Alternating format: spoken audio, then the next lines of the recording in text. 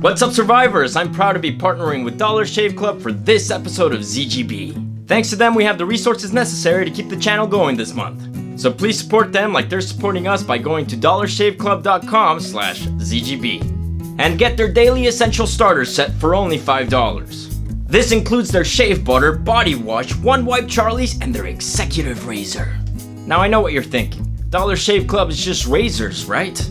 Nope. They now have a wide selection of high quality products that I've personally been using and loving, including my personal favorites. The Amber Lavender Body Cleanser, which smells like heaven, lathers incredibly well and moisturizes way better than the standard body washes. And the Shave Butter, which makes my skin feel oh so good. If you want a smooth glide during your shaving adventures, you will find that this shave butter is far superior to standard shaving creams. And just for the record, their executive razor and the 4 blades that come with it are worth way more than the $5. If you've ever bought razors before, you know that that's true. For only $5, you can look and smell just as awesome as I do by going to dollarshaveclub.com/ZGB, and you will help support ZGB in the process. Check out the description below for more info. Now, let's get started with this week's ZGB episode. It's you. Nobody else move. You can cry, you can breathe, and you can die. Hell, you're gonna be doing all those things.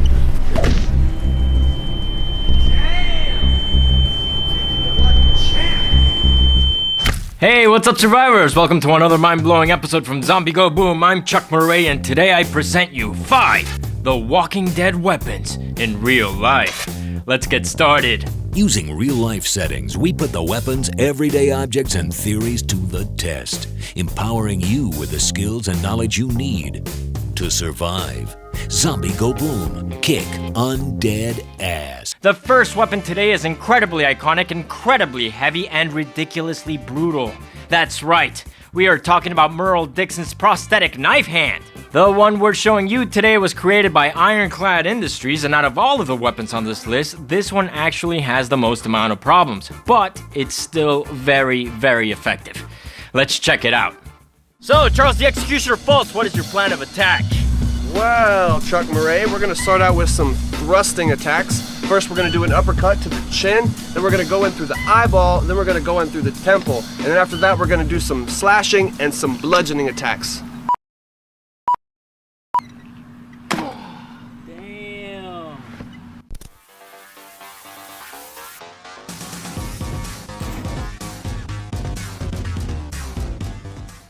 Alright, so good strike, not a kill, because it's not a particularly great attack. And for specifics on that, Charles?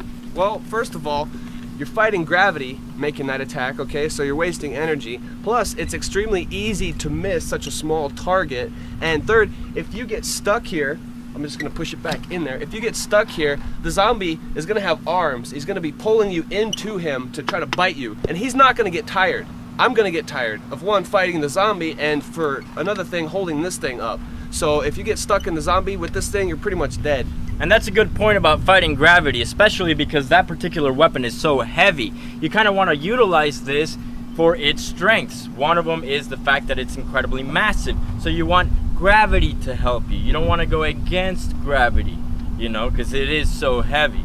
Not only that, but in that particular strike, you're not just trying to get through the skull. You're getting through the skin, you're getting through a bunch of flesh, and then finally you get to meet the skull and try to punch through it. But by the time you get to that, there's already been so much resistance put against your strike with the gravity and the flesh that you have to get through that you just don't have enough power to get through the skull past that. So, if you're a person, this is devastating. If you're a zombie, you're totally fine, and actually, as a zombie, you're in really good position to make a meal out of the person that just attacked you. Yeah, so let's try some other attacks. Let's try to go in through the eyeball.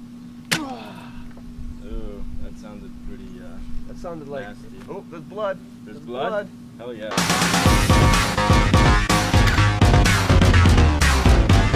Ooh, that sounded pretty, nasty. Hells yeah. All right, Alright, we got some blood. That means it punched through the orbit and into the cranial cavity. Let's see how much. You want to try to measure that? Okay, So we only got about 1.5 inches, maybe 2 inches in penetration, but that's enough to actually punch into the orbit.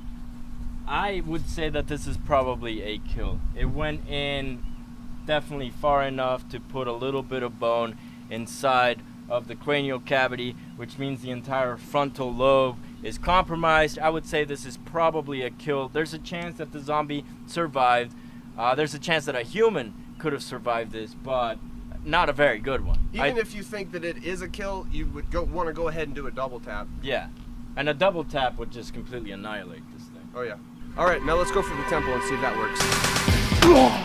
Dang! Well, I missed the temple, but I think that's a kill.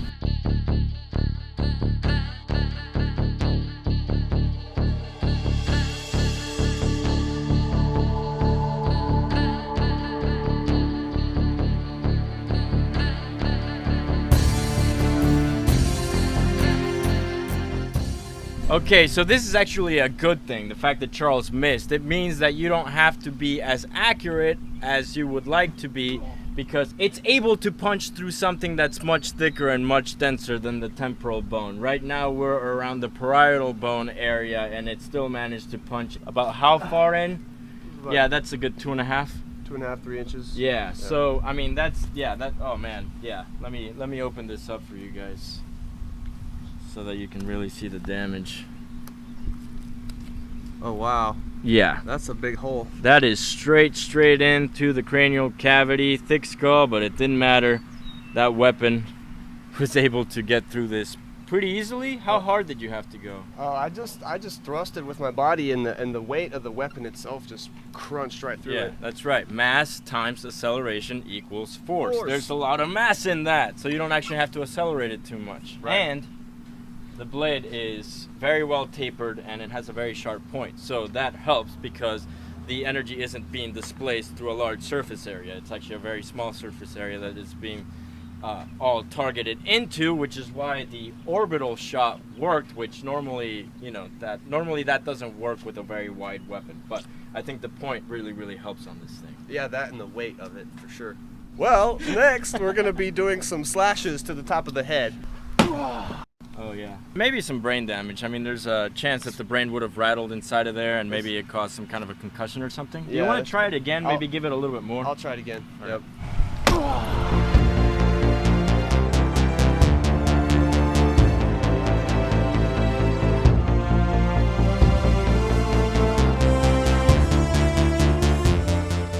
I gave it a little bit more power, but that actually transferred to my arm right here, and kind of, I kind of felt it.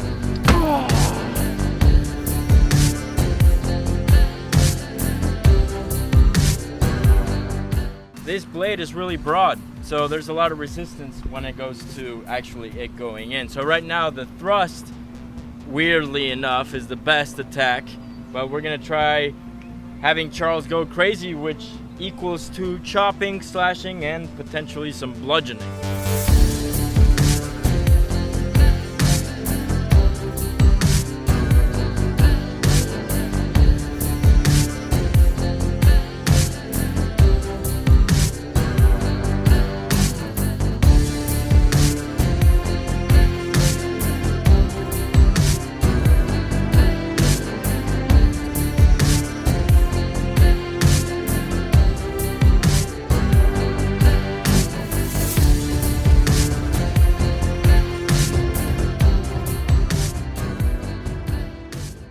The next weapon on the list was most notably used by Merle Dixon's younger brother. That's right, Daryl Dixon's crossbow has entered the building. Introducing the Striker 380, named that because it can launch a crossbow bolt at over 380 feet per second. Now that may not be enough to open up a lock, but it's definitely enough to do a hell of a lot of other things.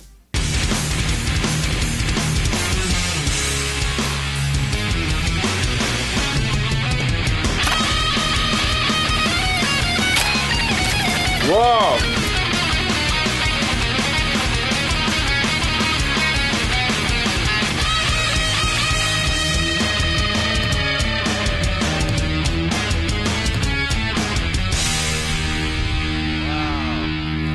Look at that. We have learned a lot just from shooting one bolt. You don't have to have a head or a tip or a point, whatever you want to call it. It will kill a zombie. Not only will it kill a zombie, but it's not stopping. It's going to go right through the head. Remember, these heads are actually a little bit stronger than a human skull, so that's pretty amazing. You might be able to kill 2 zombies with 1 arrow. It's possible, especially if we had a tip. Remember, this had no tip. A piece of skull from the draw strength was actually embedded into the inside of the bolt, which is amazing. Except for a missing knock, this bolt is very much reusable. I used to call bull crap every time I would see Daryl Dixon reuse a bolt, because I know how messed up those things can get. But this one you could reuse. You just need another knock on there and you're set to go. So if you find a bolt that doesn't have a tip, man, use it. You will be able to kill a zombie. This is very exciting, but we're not done yet. Now we're gonna go and try a target tip.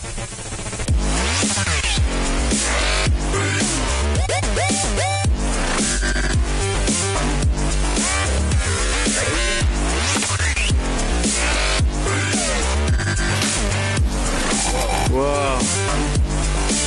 Clear. Crazy. Bleeding.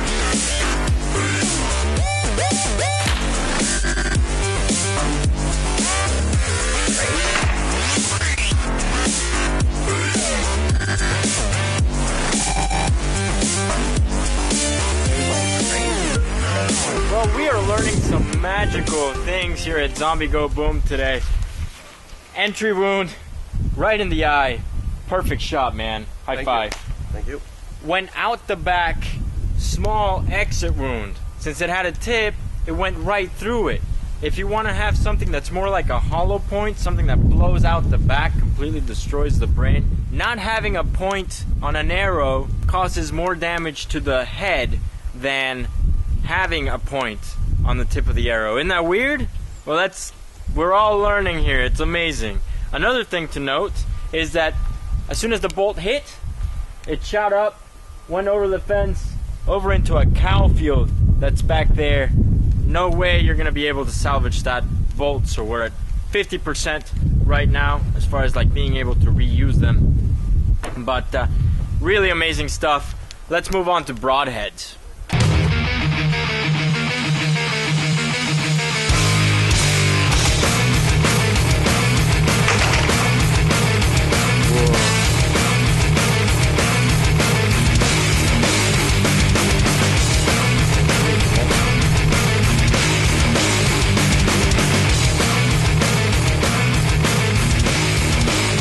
Well, holy crap. I never thought I would say this, but the only way that you are going to be able to reuse your bolts is if you don't use a head at all, which might screw up your accuracy, but if you're up close, that's pretty much the only way. This is a broadhead, just a standard broadhead. It went in through the mouth, went in and destroyed the brainstem, came out the back and broke off. Fletching is torn off, knock missing, bolt is broken, blades are missing. It is a lot of gnarly damage and it's definitely a kill. So far, not having a head on the tip of your bolt is the best course of action, which is really bizarre. Also, chances are you're not going to be able to reuse your bolt. I thought it was a definite never going to reuse your bolt kind of a thing. You can, but we are finding that it's very, very rare. 160 pounds of draw strength is enough to go through a picket fence. So chances are, even if you don't hit something hard enough to destroy the bolt, it's gonna fly so far away that you're probably not gonna be able to find it. So pretty much forget about recycling your ammunition. Now we're putting another movie hypothesis to the test. Will a riot helmet made of Tentex thermocomposite material with a flip-up polycarbonate gasket-sealed face shield that exceeds standard specifications for riot conditions, crash conditions, and impact retention be enough to stop the 160-pound pull weight of this bad boy?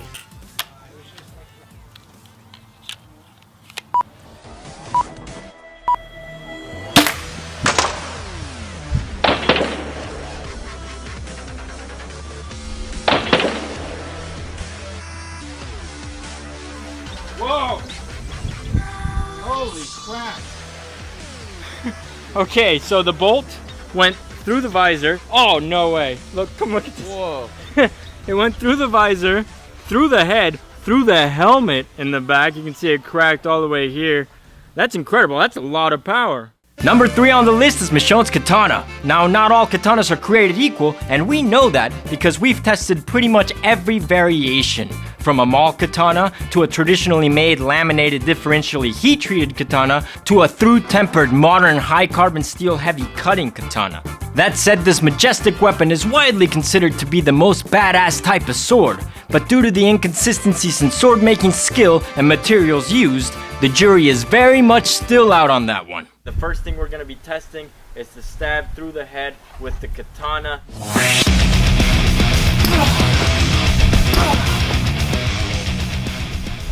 Well, your thrust was good. It looks like you were extremely accurate. It definitely did not get into the skull at all, let alone go through the other side. Did it cut? It just, yeah, I mean, it broke a little bit of the skull off, but it didn't penetrate in. And obviously, you said the blade bent? Yeah, it flexed. It didn't bend, it flexed. It flexed. It's still straight. And Ivan moved forward like a normal, zombie would. Exactly like I said would happen. So, no, you can't thrust into the back of a skull and get it all the way through. In our test just now, we couldn't even get it into the skull. I put my full body weight behind it, and I mean, you might be able to see it in the slow-mo, the sword flexing as I thrust it forward.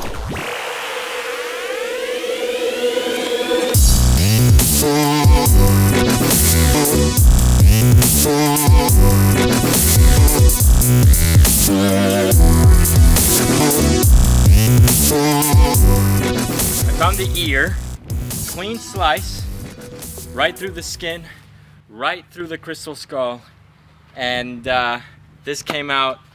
The blade kept going, cut into the shoulder, cut one of the bungees completely off, and then was stopped by this 2x4 that we have right here.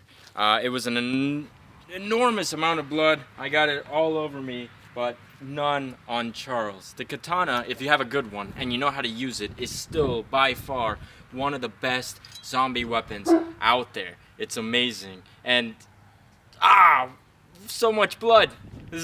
I'm really excited. Let's decapitate this son of a bitch.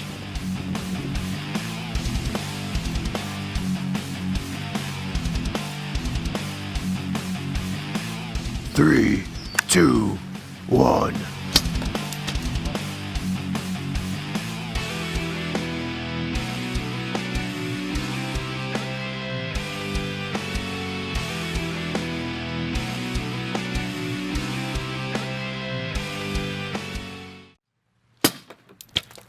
Oh, motherfucker.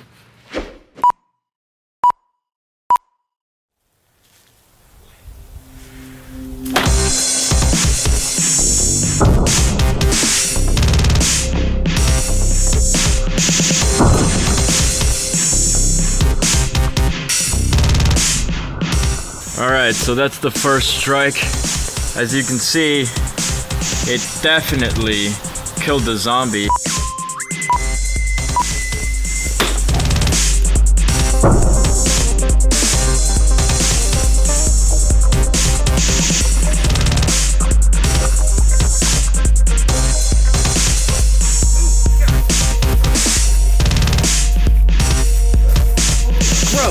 We haven't had a sword cut anything this smoothly before. Second cut went in through the face.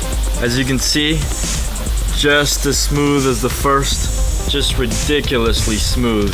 And it went so far in, I mean, there's no doubt that zombie was dead. Number 4 on our list is the insanely fun Cold Steel Axe Gang Hatchet. Now, out of all of the weapons on this list, the Axe Gang Hatchet is my personal favorite. Not only can you use it as a survival tool, chopping wood, etc., but it is insanely easy to use. Killing zombies is so easy with this weapon that you don't even need experience wielding it to get a one-hit kill every single time. All you have to do is be accurate. And it works at long distances too. The Axe Gang Hatchet has been seen in countless of kung fu movies, including Kung Fu Hustle and The Legend of Drunken Master. and the Zax gang members are constantly getting their butts kicked, this doesn't seem like a very good weapon. Maybe it would be if they connected. Why haven't they tried throwing it? If they all threw their axes at the same time, even Jackie Chan wouldn't be able to. Fucking shit. Holy crap. Ouch. Yeah, that zombie went boom. You see that? Let's take a look at that slow-mo. This boom footage.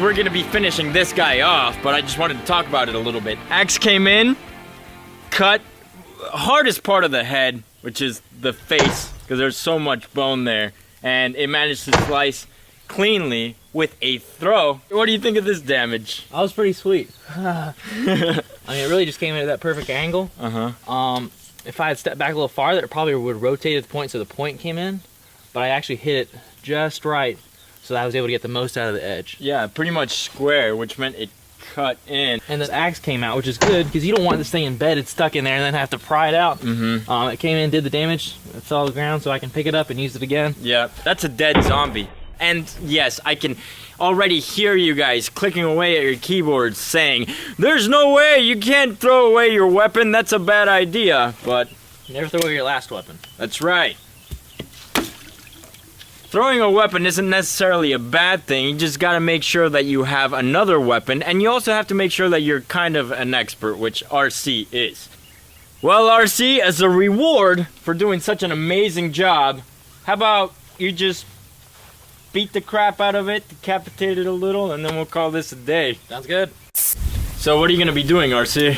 I'm using a reverse grip strike, and I'm coming around for the back side of the neck where the vertebrae is, and I'm gonna switch up my grip, come down over the top here, and again at the neck with two hands. All right.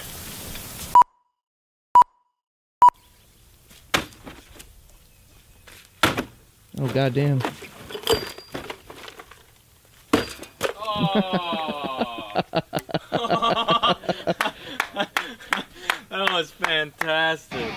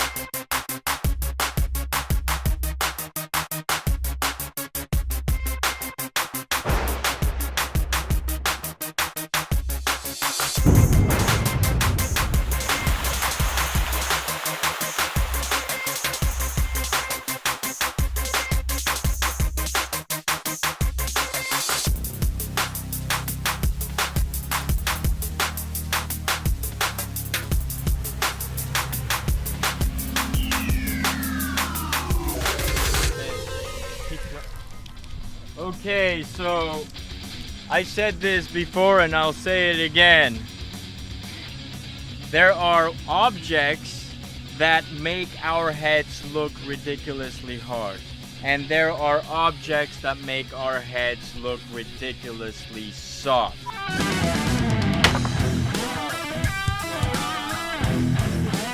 Oh, yeah.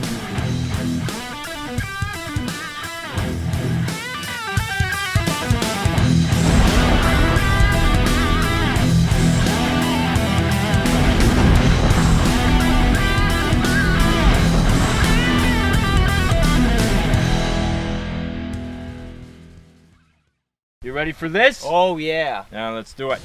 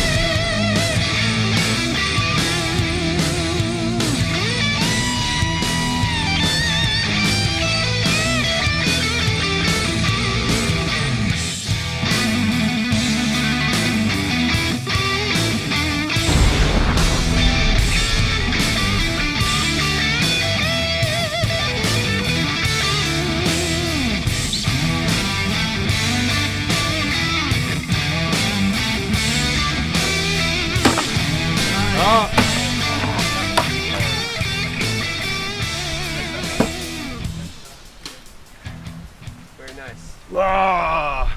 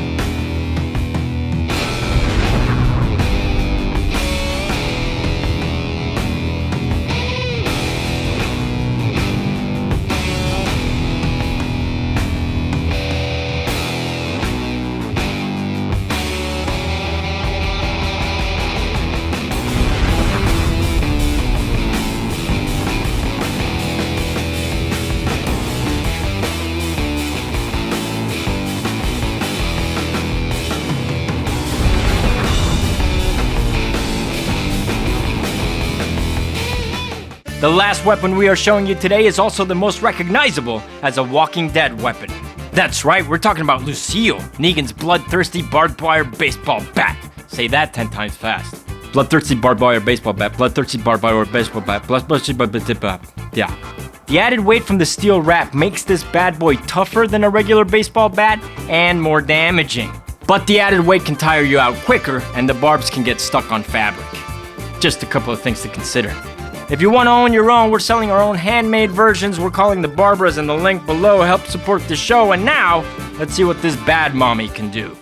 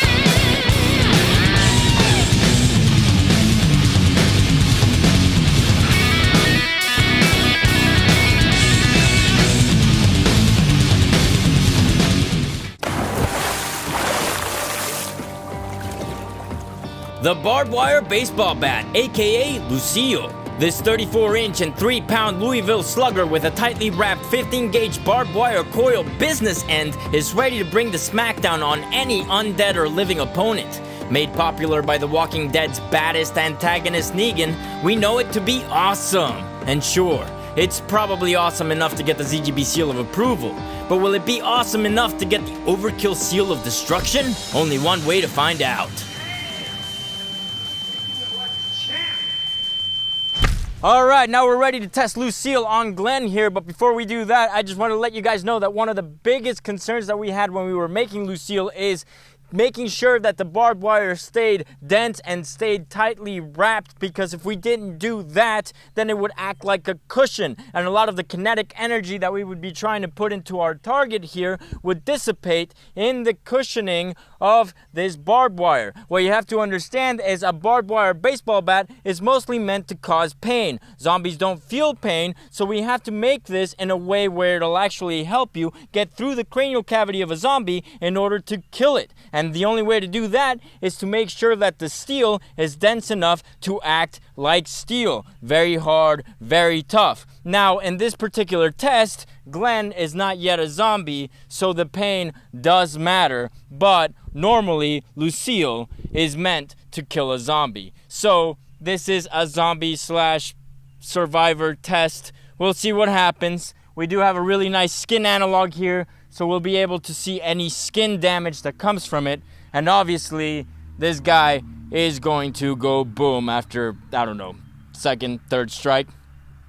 What do you think? Yeah, third or fourth. All right, Charles, so what is your plan of attack? Well, just like in the show, we're going to do 2 vertical strikes to the top of his head, and then I'm just going to go fucking crazy. Oh, yeah.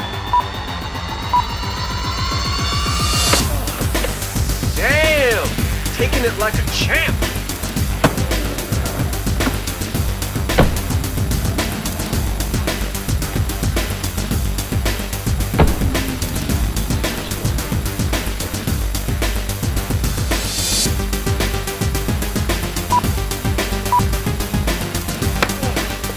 Damn, he's bleeding.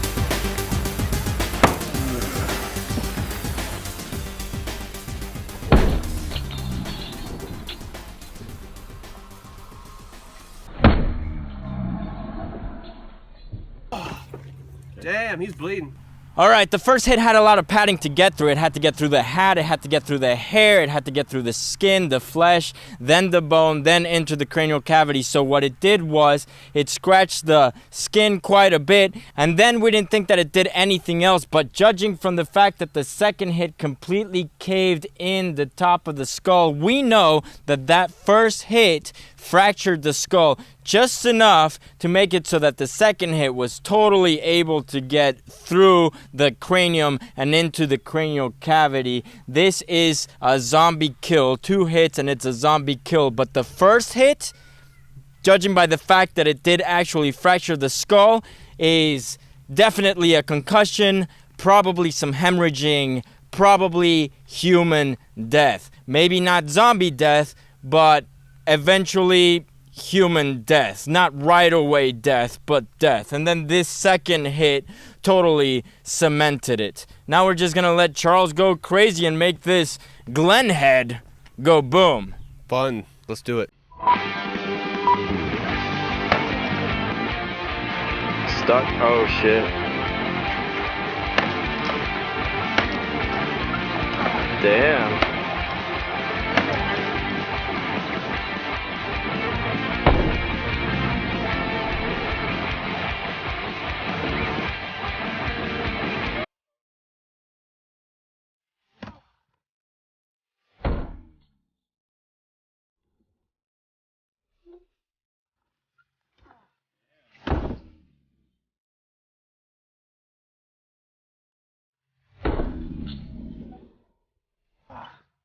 Alright, so as you can see, this head is absolute mush. There is brain basically coming out of it right here.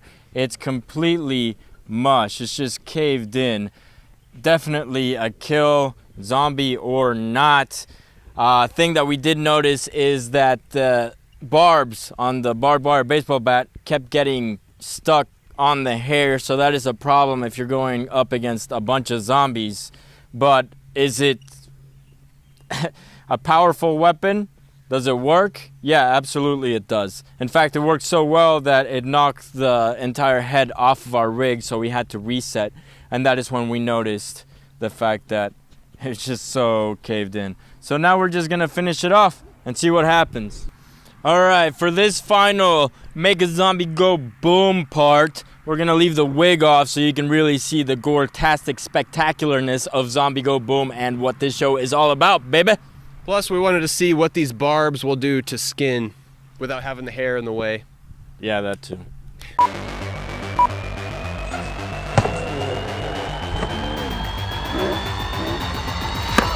Whoa, stop.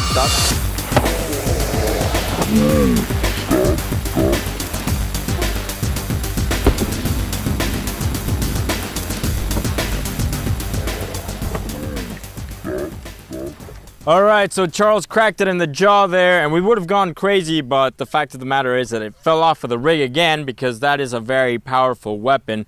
And just touching the jaw here, it feels like bone, and it's completely shattered. Like you can feel that grinding whenever you push in on it here. Also, the temporal bone right here is completely broken. Let's see if you can hear that sound real quick.